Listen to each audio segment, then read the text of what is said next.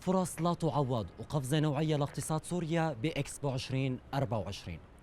معرض إكسبو سوريا 2024 الأول من نوعه بسوريا، واحد من أهم المعارض الاقتصادية بالشرق الأوسط، واللي عم تحضر فيه جميع أنواع الصناعات السورية الجاهزة للتصدير بالأسواق العالمية والإقليمية.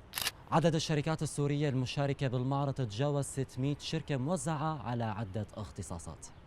أما عدد ضيوف المعرض القادمين من خارج سوريا هن 3000 من رجال أعمال وتجار عرب وأجانب، والضيوف رح يلتقوا مع أكثر من 600 عارض سوري أصحاب صناعات ذات قيمة عالية جدا.